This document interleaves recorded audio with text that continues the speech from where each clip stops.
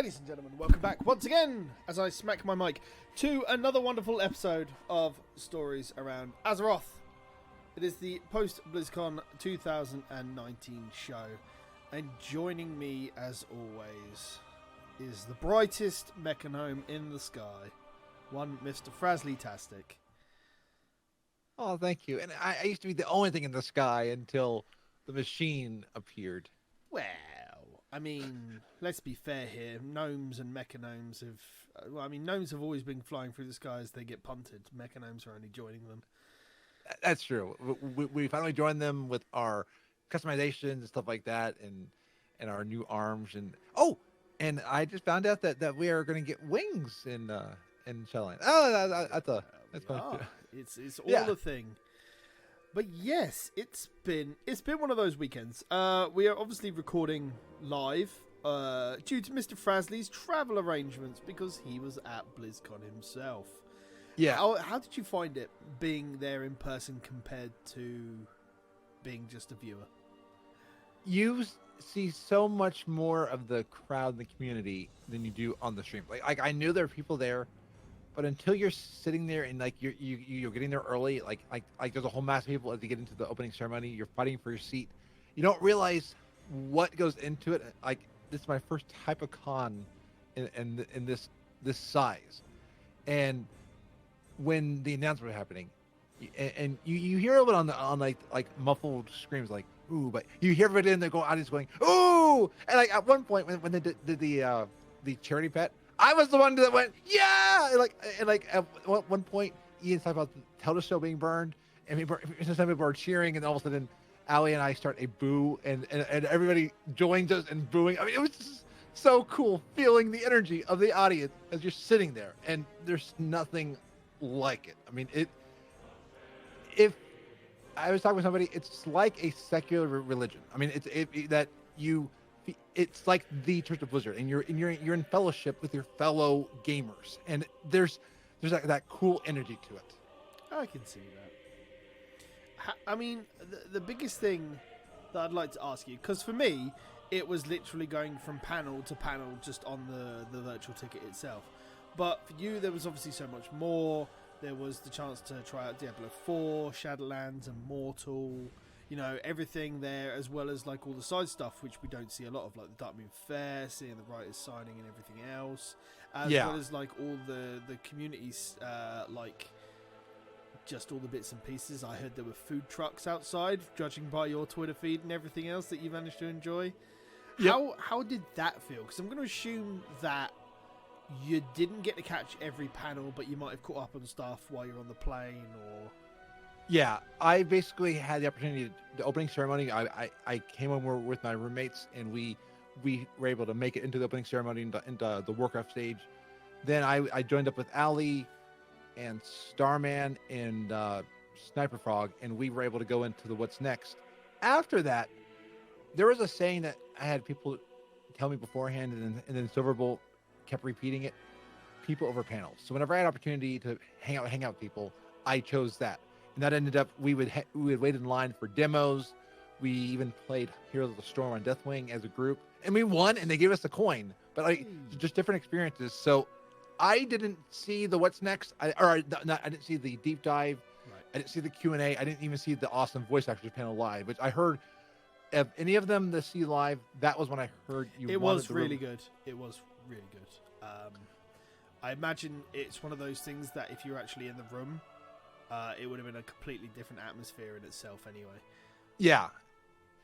It was cool though. I did get to talk with Taryn afterwards, and like Taryn was talking with Scruffy about his experience doing it. So it was cool to hear him share what it was like to do that in the voice actors panel. So yeah, it's definitely the convention. You don't go there for news. If you want the news, the virtual ticket's where you want to go. I mean, in past years, I've known more about what's going on through the virtual ticket than people at BlizzCon have. And I always thought that was kind of strange. Now I get it. There's so much to do, and I'm there to network. I'm there to meet people, give hugs. I didn't even get to meet all the people that I wanted to, but it was one of those, the community is why we're there. And I came away, Blizzard is a community. They're a company that makes games, but I now call Blizzard everything. You and I are part of that global Blizzard. We're having fun over a game, and that's an experience. I will say though, it was cool playing Diablo Immortal, Diablo 4, and also Shadowlands. That was cool. I being able to play a Valkyra in Bastion. I enjoyed that, and I did the Valkyra one because I wanted to, but two I was like I figured Leah Wild would love to hear that I put a Valkyra in my demo, so that was a lot of fun. That's cool. I am looking forward to 8.3 coming. It won't be till January now, which is what we've said for a few weeks now. Which makes sense. And you even see that they said the raids, they're not going to put the raids out over holidays. And I applaud that. I know that's longer for waiting. I think it's more for Blizzard's sake than it is for the community at this point. Sticking a raid out over Christmas and New Year, they're not going to be working anyway. So there's no way for them to watch or like immediately fix bugs. So I'm fully expecting 8.3 to be like released early January and then with the raids out towards the end of January. Yeah, I can see that. And that because then that gets it ready to start. Because we're gonna get story. The one thing I kept thinking with him is like we don't even have 8.3 yet. We don't know we don't know how the story connects from the cinematic that we saw for Shadowlands to this. Yeah, and that is a weird feeling. It's weird seeing it ahead of time. Yeah. There's a lot to do. I think the raid will be slightly delayed, mostly because it looks like the end of the fight's going to be completely based off of the legendary cloak itself. So giving us more time, us mere casual mortals, which aren't, world first mythic raiders, an opportunity to get our cloaks imbued. So and it also gives us about 2 months to enjoy the 15th anniversary, because unless it's changed, we have till January 7th to work on it. January 8th for the EU, because we get ours a day later, but yeah. And I that is pretty incredible. I've got a friend, Nihar, who is excited that now they can focus on their studies during November, and then in December they can go in and have fun. Which is why I think we'll get 8.3 after the anniversary stuff ends. It also means that time walking Firelands will not be interrupted by 8.3 stuff. So it'll be interesting. Smart. Yeah, it's pretty smart. It gives them some spacing. It allows people just an extra we're 2 months now, like 2 months pretty much from today, and we'll be in 8.3. It'll come around before you know it. To be fair. Oh yeah. I mean, I to be honest, I can't believe BlizzCon's already over. There is that weird part, like looking forward to it. Now it's over. I mean, that is, I'm hyped now for this next year of excitement, because I'm on fire. No, not literally. So put down the water. Put the water down. I'm sorry. I was figurative. But yeah, what was the biggest highlight of BlizzCon for you? Because obviously it was a different experience for you than it was for me. So last time you asked me like a highlight that was not community. Is it okay if I say you can community? say whatever you want? Like the last time we talked about this, it was what were you looking forward to, which wasn't community, because I knew community was going to be your answer. I want to know what your highlight of going to BlizzCon was, because bear in mind that answer alone could turn round and be a reason why people themselves go to BlizzCon. It has to be the fact I walk in there and one of my friends, Silverbolt, comes right over to me and just gives me a huge hug. And Silverbolt's the reason I'm in CTR. Silverbolt's the reason that I am actually podcasting. Right. And it was so cool to have them just give me this hug. And we're like, we've been friends forever. And just being like, wow, I can't believe I'm here because of you, because of you bringing me to the guild and what it started. Mm-hmm. And that, like, I'm actually tearing up, because it turned people real, and I won't ever forget that feeling, because I walk into BlizzCon all like overwhelmed with all the music, and all of a sudden Silverbolt just gives me a huge hug. I'm like, wow. I get that. I think, as we've mentioned before, putting faces to online names is most definitely an interesting experience, because because the first step you do to any of that is always going to be like guild meetings. Like you're more likely to go to a guild meeting that's organized if you can afford it and everything else. Yeah. And then obviously, depending on how big you are within a certain community, stuff like your local conventions, like if there was, like there used to be like a BlizzCon France, essentially, like a small French convention there, and then you obviously had the big BlizzCon and everything else. Now a lot of the stuff does seem to be invite only over to Anaheim for a lot of the content creators with like the summits and everything else. So it's very much a different thing. But which is definitely unfortunate. I mean, I would even be fine. I know this is a big ask for Blizzard, but like some of the podcast communities would, like, there's podcast movement every year will switch to coast to coast, so it at least makes it a little bit more manageable. And they even will go from, like, last year was in Philadelphia, or maybe it was this year, but yeah, they'll go from like Philadelphia to California to Ohio, not Ohio. No conventions other than Origins come to Ohio, but I think it would be, if they could pull it off, would be cool to move it around to convention centers. I get why they can't. It would be nice. Like, I mean, the furthest thing we've seen is like Gamescom. Really. Yeah. And even them, I don't think they're doing well. Gamescom's already been this year, but like I don't think we're going to see anything. Like, there's nothing for them to announce at Gamescom, so it's not really going to be a big thing for them to be to. If anything, they might go. If they want to give release dates, that'll probably be a big thing. But yeah, I don't expect anything from them anytime soon to happen. I'll be completely honest with you. Like, but yeah, BlizzCon was good. I'm glad you had a really good time. I enjoyed what I watched for the most part. So yeah, I don't think I had any downers. It definitely, with all the announcements and everything else, definitely didn't feel as epic this year, I'll be honest with you. I'm not sure if that's to do with all of the controversies and everything else that are just like dampened the atmosphere. Yeah. But I don't know. Maybe I mean, I'm not trying to make light of Hong Kong, but it did seem like Hong Kong was this year's Blizzard phone. I mean, or this year's Diablo Immortal phone thing. And again, this is not me making light of what's going on there, but yeah, I would say, looking back at what was revealed, I mean, selfishly, I wanted mobile. I wanted to. There were a couple of things I was surprised they didn't announce, but it was epic on a scale. Overwatch 2, which we're not really going to get into, that one was sadly ruined by the fact of the leak. And I mean, Kappa even said he wanted to break his phone. And I'm like, I don't blame him, because we kind of knew it was coming with Overwatch 2 through the leak. I mean, even I found out I've seen a lot of rumors, just while we're touching on that Blizzard actually leaked Overwatch 2 themselves, just to try and like dampen some of the current Blizzard atmosphere. So them being worried, like the spirits dampened by the leak of that is interesting. But I obviously don't know. It's rumor, suppositions, and everything else.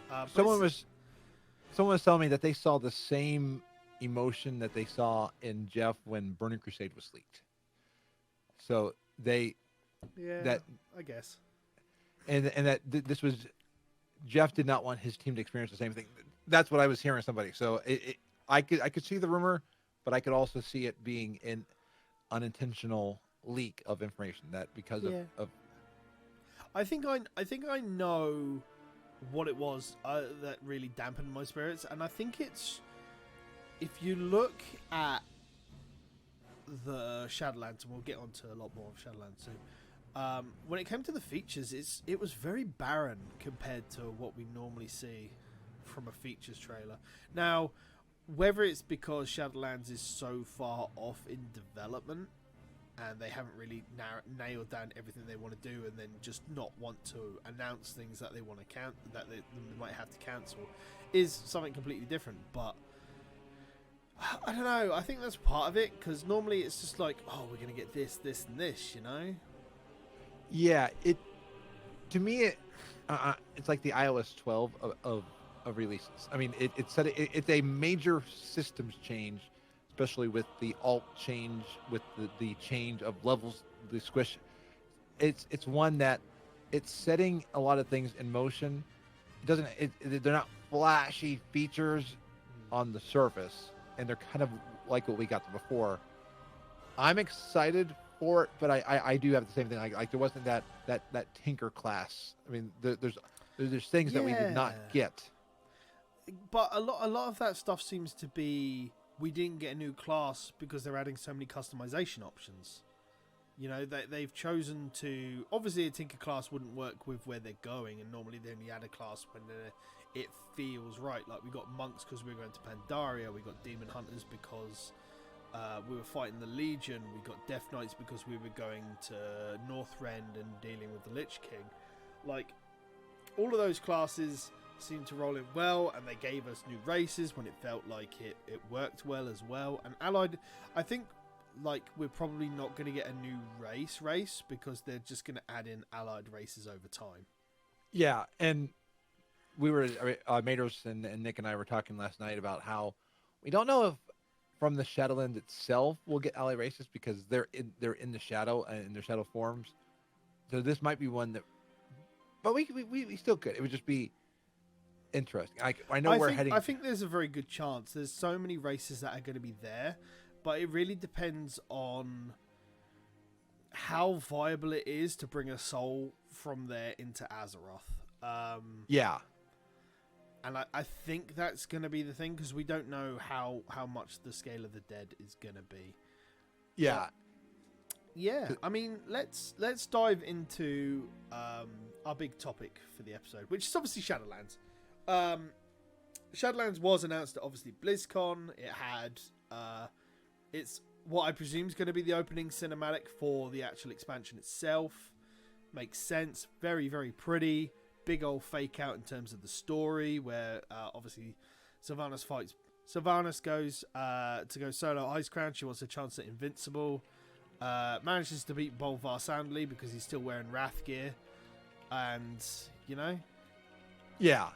And then she takes the Helm of Domination off and cracks open the sky instead of putting it on her head, which faked out a lot of people. Which was it was really good. It was a really good fake out.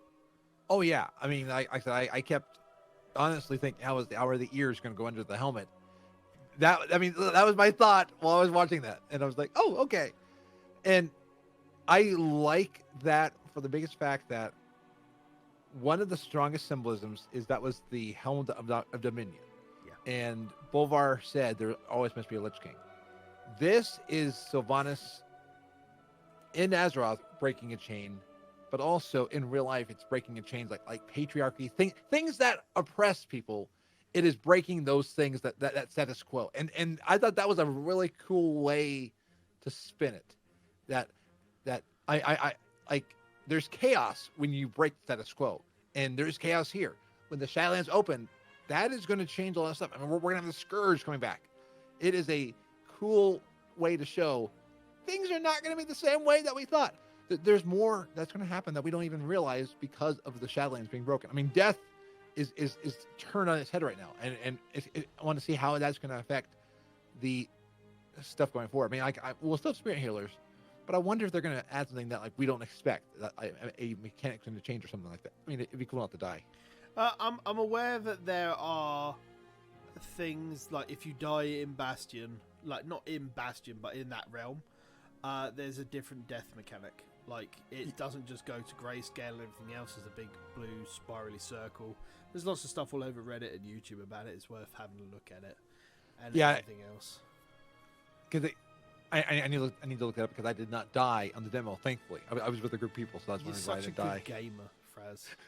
Oh yeah, right. It dies every 5 levels to spiders in an Iron Man, but doesn't die in a bloody Shadowlands demo. I get it. I know. I can see what happens when you die in the.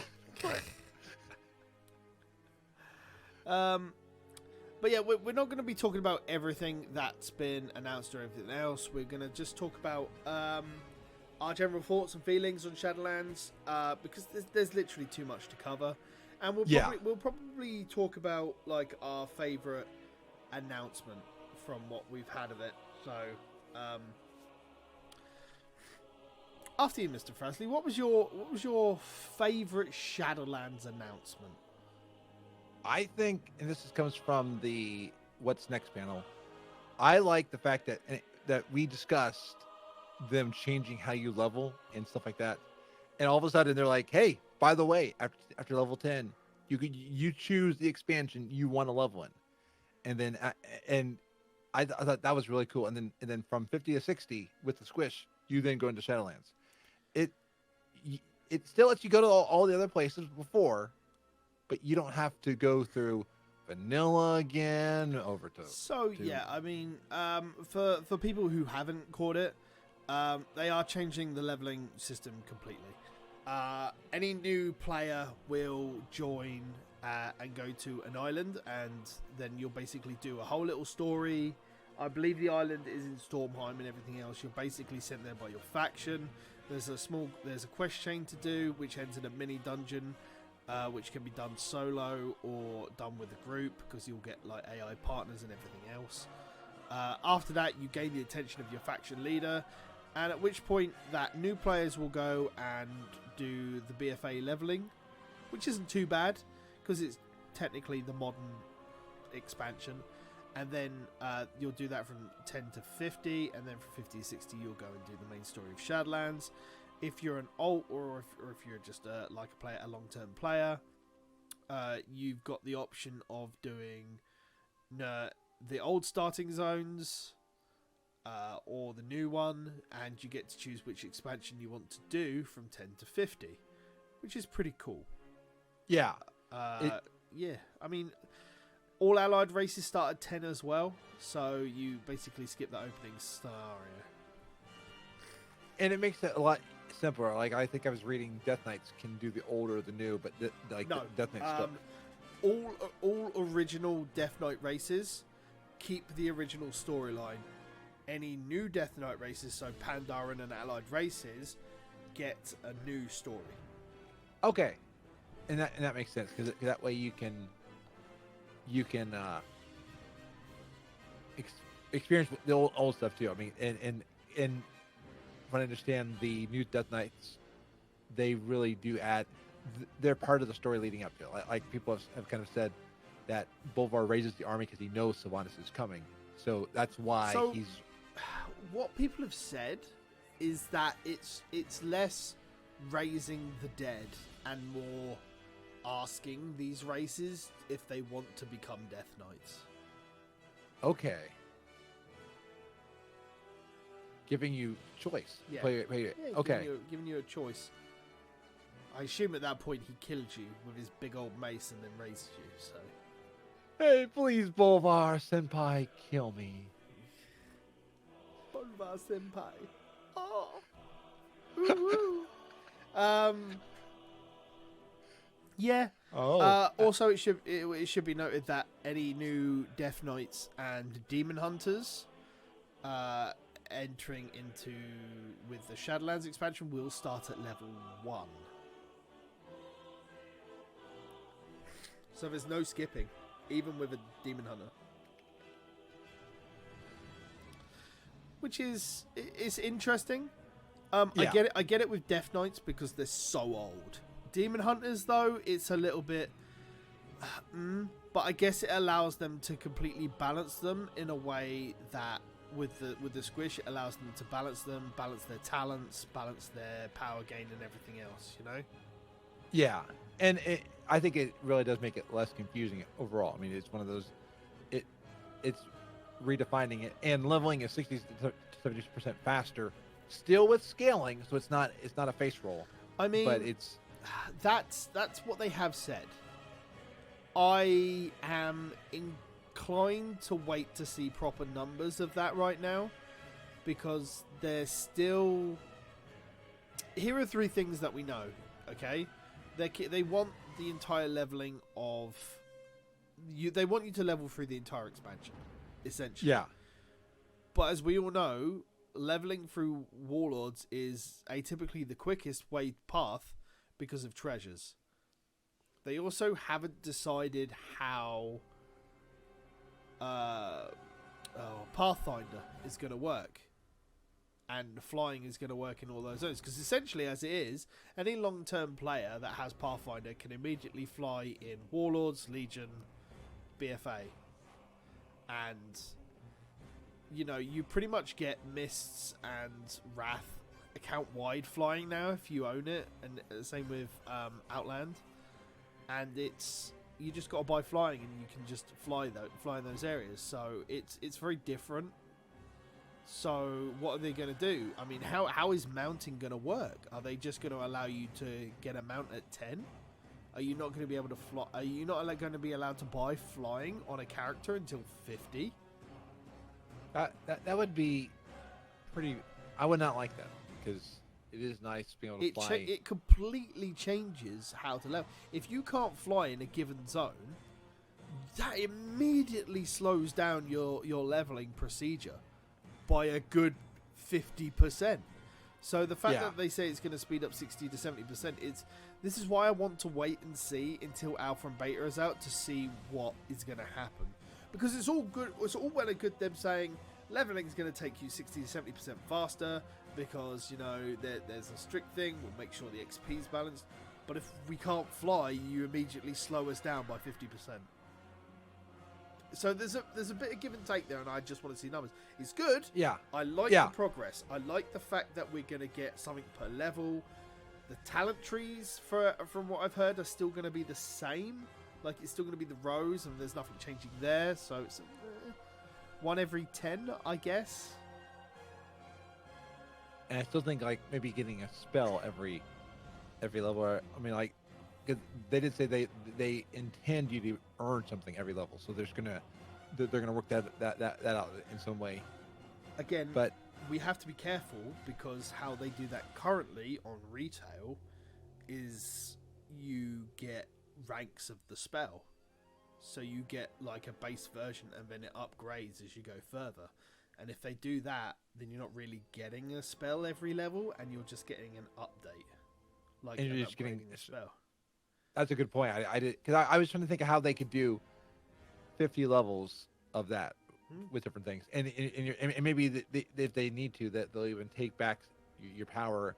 Be like, oh, okay, this is add ranks to spells that don't have ranks already. Exactly. You can only blink with one eye. Okay, now you can blink with two eyes. Yeah, you get two charges of blink.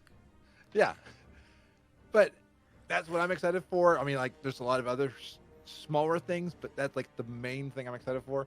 How about you, Pete? What are you excited for? The biggest thing I'm looking forward to is Torghast, Dungeon of the Damned, Tower of the Damned. Yeah. Even. Mostly because the biggest thing it reminds me of is Tower of the Dead, Palace of the Dead in Final Fantasy XIV. I was thinking that too. A lot of it reminded me of that. It's a single player to a party level experience. Now, the biggest difference is that obviously the biggest draw for Palace of the Dead in Final Fantasy XIV is that you can use it to level all classes. Because you're doing everything on one character in Final Fantasy XIV. Whereas in WoW, it's going to be a main focus. You're going to be able to run it once a week for your legendary crafting materials, which is fine, but there seems to be other rewards as well. Now, anima seems to be a source which comes from everywhere, so it's not exactly like your island expeditions, but it seems there might be mounts in there, pets, cosmetics. And it scales from 1 to 5 players. Yeah. And I imagine that there'll be achievements for hitting X floor as a solo player and X floor as a party. But it opens up so much that the community can do with that.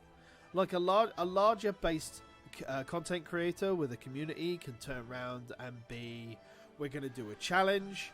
How many floors can a solo player do in 20 minutes? How many floors can a group do in 40 minutes, half an hour, 40 minutes, because if they do it properly and they don't turn around and go on a weekly basis and go every two, like, there are fixed fixes per level that you'll get as rewards, like, and it actually like week to week, I get the fact that the path will change, or every time you go in, that the path will change. But if they do it to a point where everybody can get something different, so you could go in on your own, or you could take Nihar or Capo or someone else, and you could just go in a group of 3, and you'll get affixes. But I could go in on my own on my Demon Hunter, and I could get different affixes that none of you guys get. That would be fun. That would be cool, and that would be different. But if the 3 of you go in, and I go in on my own, and we all get the same choices, it's a little bit boring and a little bit dull, because then it means that whoever decides to run first on Wednesday, then they can decide. They can find out, like, well, it's this week.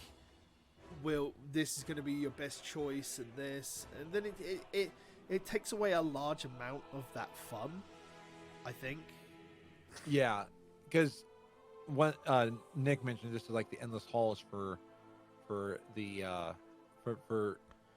nightmare mount, the Lucid Nightmare. Yes. And that one, it was random, but it still had a predictability to it. And I'm with you that if it's I know there's nothing truly random, but it has to be random enough that that you can't really predict what you're looking for. So I get what you're saying, but the Lucid Nightmare halls weren't random. They were completely fixed in the way that goes. You could map it out and everything else. It was that's what I mean. Fixed. But I do get what random. I do get. Yeah, it felt random, but there needs to be a level of it's really hard to say, because I want something that is truly going to give me a different experience regardless of the amount of times I do it during a week. Now, don't get me wrong, if it's that fun that I'll go and run it multiple times a week, that's brilliant. I love it. But again, it's one of those things to give me a continuous end game progression that I feel like I'm doing better, because I'm getting better at the tower, and even if the affixes are different, and I get lucky and I get like a god affix or like a god bonus or whatever it is that allows me to beat it, and that'll be brilliant, and I'll feel good for that.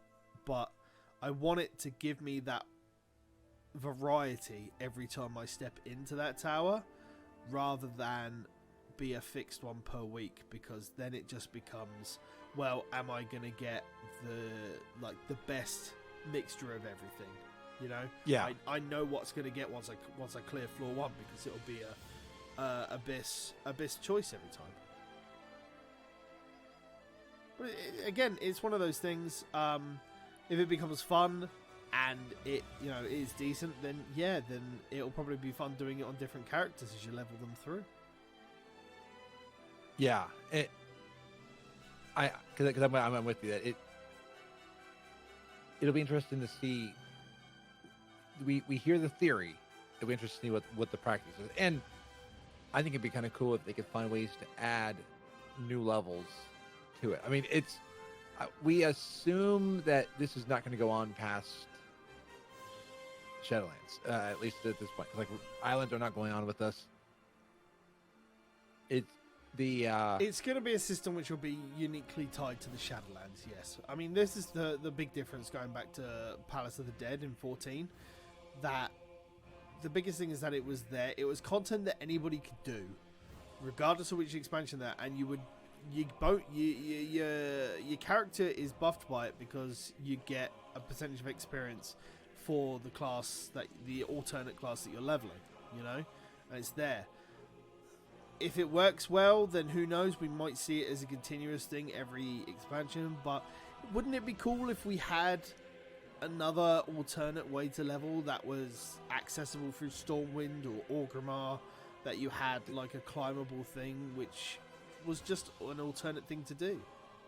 And they could definitely, at some point in the expansion, bring it here, because if Shadowlands is all around us, they don't have to funnel you to the Shadowlands. They could just have a portal to it, the same way that there are portals to the demon area, the demon land. Yeah, it'll be interesting. I just like to think of it as like an endless dungeon. you know? Like, in Palace of the Dead, every 10 levels you got a boss, basically. And basically you would get, like, a short save. And that would allow you to either continue with this party or just take a break, but you could step back in. And then you could just... But if you wanted to continue, you had to have the same party, the same classes, etc., etc., etc. But even if they didn't give us those save spots and just be able to just go... I'd like to go with my friends and we want to level classes. We've got a weekend day that we can all play together. Let's go do this alternate thing and just level in there, you know? Yeah. Cool. I'd love that. So, like, when they brought in pet battles, I enjoyed pet battles as an alternate way to level, although it was deathly boring unless you had, like, hours upon hours of content on a second screen to watch or listen to. But it was fun. It was a fun alternate way to level. Like, I remember leveling about 2 characters through pet battles in Pandaria way back when BlizzCon was on. Dungeons are always an interesting way to level. I'm trying to do it as a tank, so it's a little bit more interesting. God, people are toxic. People are toxic when you're tanking and you're not going to their speed. But, you know, I'm doing some questing as well this time with some characters because I just don't have time to commit to doing a dungeon. Just always having more alternate ways to level is good, which is why when you brought up that they're changing the leveling structure, it's a very good way. They're making the expansions relevant rather than dipping into the first region on a given continent. Yeah, and another thing that I want to bring up too is they're also modifying for alts how you level through Shadowlands. So you know how we talked about how these storylines are disjointed because you choose where you want to go. Yeah. In Shadowlands, at this moment, you will go through every zone in order on your first character. Mm-hmm. That character will go through all the covenants, like the different factions, and the factions will kind of like someone in the room said Shatrath. I'm like, yeah, it seems like the Shatrath just on a larger scale, and then once that character's done and at 60, your other alts can go to any of the zones in any order in Shadowlands. So you get the story once, and they can also do the in-game stuff at 50 and earn toward progression. So you don't have to wait to unlock stuff. It's kind of like how... Is it World Quest? Yeah, apparently World Quests are meant to be unlocked as well. Yeah, so I think that's cool. It fixes our issue of the story being disjointed a little bit. That you get a linear story once and you can go anywhere. And then there is no AP grind. There's the anima, which I think everyone has cause for concern, and I see it. But they did say that there's no AP grind. So hopefully we don't turn anima power into a thing. And then I mean, anima power will be a thing. Like in certain interviews, he's even jokingly called it anima power. Come on, Ian. Come on. I love you, Ian, but come on. But I mean, at least you said it. No, go ahead. At least anima is going to be from everything, and it's not just going to be in one necklace. It's going to be everywhere. It kind of builds into your main character. So maybe I think of more like a stat to your character versus just a stat to your neck. Maybe. There's a lot we need to see what anima's going to do so far. Like, so far it just seems that the way that I've heard Ian put it in one of the interviews is you'll only really need, like, there'll be a cap on it and everything, like old time, like Valor and all that type of stuff. There'll be a cap you can get per week, but it seems like all that you'll need to farm is just enough to continue like the Covenant going for that week, and then anything else is just going to be like a dribble bonus. There's no real power progression from anima. It seems like a lot of the stuff that you're going to want to be grinding or whatever, however you want to progress, is all going to be through the soul binding and, you know, doing the tower for your legendaries, but you can only do that once a week for the legendary materials, and then any other time you want to do that will just be other shitty rewards and bits and pieces. But And- putting caps on everything is good. Yeah. Like, this is why I don't understand why people got bent out of shape for the badges, because badges were good because they had a cap. Like, it's the same as Conquest. Like, there's a Conquest cap that you can get per week, but nobody really complains about Conquest cap. Like, you do your 500 Conquest, you're done. Yeah, Like, I unless mean, Final Fantasy 14 had the same things where Yeah. you could get better gear, you could only get so much per week. I mean, and that way you don't burn yourself out. Yeah, But absolutely. you had something to look forward to. It's really odd to see how the community react to different things. But then, again, everybody that you probably saw that reacted had a certain bit of caution when reacting to certain things. But I imagine for the most part, people were like, yeah, this is all right. But then you'll see Reddit and Twitter and forums, and they'll be like, this is garbage. Yeah. Yeah, and I admit some of my hype is the feeling I got from BlizzCon. I mean, if I was watching it all from home, I might feel a little different if I also wasn't still madly in love with WoW. I mean, yeah, no, madly in love is a peculiar term that I would use. I enjoy the game. If I wouldn't still be paying for it after all this time, like I'll take a break when I feel like the game's got out of hand, and I did it once this expansion. The last time I did it was way back in Wrath. Otherwise, you know, I enjoy the game for what it is. I think it's a cheap way to game for what it is. And I mean, I linked an image in your Discord this week about my mount runs. Yes. So I mean, people can now see the extent of my mount runs that I do now. But I do that because it's enjoyable. I didn't do that in one sitting. I did it over the course of a week. But It's It's why fun. I started streaming WoW, is because then it adds another layer to what I'm doing, and I get to talk with people. Like I get to talk with Valicia, Leo Wild, Capo. I'm just listening at people that are there, like Razarus, and I enjoy that part. I enjoy the chat, and that is part of what makes WoW for me is the community. It's WoW's what brings us together, and it's something to do while I'm doing it, but it's what I'm adding to it. The podcasts make me more excited for WoW than if I wasn't doing them. yeah, no, I get that, especially where you can talk to different people. Because everybody is different. Like, Yeah. you have a different view on WoW compared to what I do. You get excited over different things. I get excited over different things, and obviously you hear my excitement, what fuels me to play the game. Ali, and all the other people you have on Frazlcast, you get their side of what makes the game different for them. You know, you got the people in the Discord, your Discord, and all the other Warcraft Discords that you're in, that you get a different feel for how they play the game. All know? 800. 800 scroll- Discords, that's insane. Yeah. At some point I'm gonna be at cap, and I'm like, oh no, I don't want to be at cap. But it's like everybody has a different reason why they keep paying for and playing the game. Yeah. I do it because it's a cheap way to game.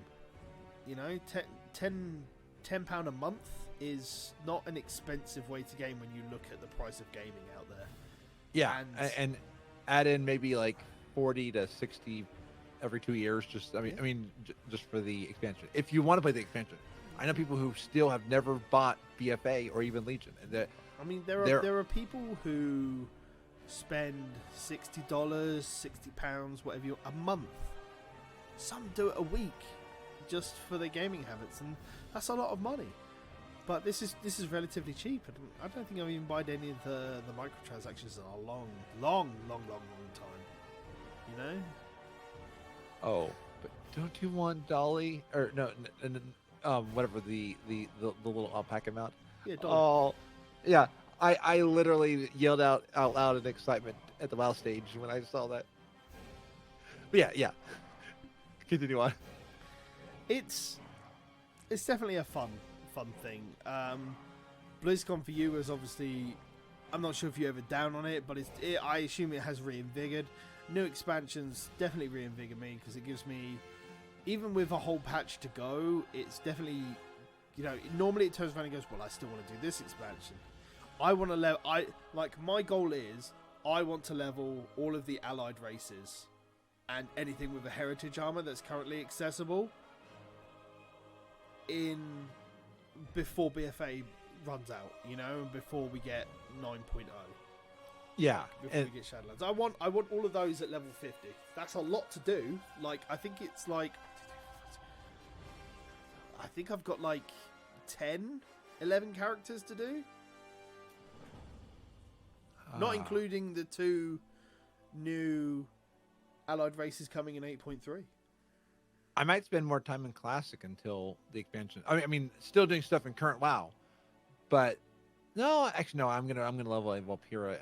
Even with the current leveling, I'm still gonna level alts before the expansion. I was thinking, I'll wait to leveling some of my alts. No, I do look forward to leveling on the new system. It is funny though. We got so excited for 7.3.5, I think, when we got the leveling scaling, and now we're like, oh, that's so. We felt so good, and now it's like, oh, it takes so long. I mean, it is so weird. Now that we know that we're getting something better. I don't know. I've got the experience I can give you the other day is I went from 62 on my Dwarf Death Knight, and I got to 66 in the span of 2 dungeons and just doing a little bit of questing in Borean Tundra. It's pretty bad there, I'll be honest. Yeah, it's a slog. It's just not even so much a slog. It's just the questing flow is so much better from Cataclysm onwards. Oh, 100%. You can see where BC is bringing back. BC is an improvement over what classic questing was. Yeah. And then you see in Wrath where they were getting better with stuff with BC. But then, yeah, when kind of you're like, okay, this is when it really started going, I don't want to say downhill, but it started rolling the correct way. And that also excites me about Shadowlands. I was impressed with the questing experience in BFA, and I'm excited to see more of that. I think what's going to be fun is having more of those quest hubs, having more of those things where you roll into a town and all these quests just appear. And I'm looking forward to that. And now that I know where to go with the new linear, that'll let them do some fun stuff with that and make it feel a little bit more organic. I mean, it's crafted, but they can really craft the experience, and I'm looking forward to that. It's definitely going to be interesting as we get closer and closer to Shadowlands. I'm sure, we've got enough to talk about Shadowlands for weeks upon weeks at this point, and I'm sure we'll cherry pick some stuff as it gets drip fed to us over time. A large part I didn't really want to talk about too much on Shadowlands is that there's too much to talk about. Literally, I really wanted to talk about Frazley's BlizzCon experience because he was there for the first time, because it's a different feeling to know. I know what conventions feel like, and there's obviously a big difference between something or the other. And then what we're just looking forward to as the biggest thing that we're excited from Shadowlands. And I just gotta warn you, multiple people at BlizzCon told me that my enthusiasm is why they enjoy what I listen to. Well, it's true. So you're gonna see more and more of this. That's it. It's good. Ooh, Frazley. How is Iron Man going to work with the new leveling system? Oh, that's a good question. I think they're going to need to iron it out, man. Thank you very much for watching, ladies and gentlemen. We're going to put a pin in it there. Mr. Frazley, before you go and enjoy some anniversary content, where can they find you around the internet if they don't know where you are already? You can find me on Twitter at Frazleytastic. Hear my podcast about the community every week at gnomepodcast.com, and see me on Twitch having fun, being loud and excited at gnome.live. Brilliant stuff. You can follow me on my main Twitter account at Titans Greed. You can follow the gaming specific one at Gaming Phoenix. You can follow me on Twitch, where you can see podcasts like this hosted live. at twitch.tv/Project Phoenix Productions. You can find this podcast in all good podcasting places every Wednesday, and you can find the vidcast of it over on youtube.com/Project Phoenix Productions. Thank you once again, ladies and gentlemen, those who have joined us live in the chat. Those of you who are going to listen to this in the podcast and everything else, I love you. I love each and every one of you. Make sure you go and catch more Frazley stuff. I'm sure he's going to be on like a billion podcasts talking about Shadowlands for the next week and a half. He's a good boy. He's got a lot of enthusiasm, and that is why we all like him, because he is a pillar of the community, and it's great to talk to him every week. Ladies and gentlemen, thank you very much for watching and or listening. We will catch you normal time for episode 26 and beyond. And yes, thank you very much, ladies and gentlemen. As Mr. Frazley always likes to say, be awesome. There we go. Be awesome, ladies and gentlemen. Take care, and we'll see you next time.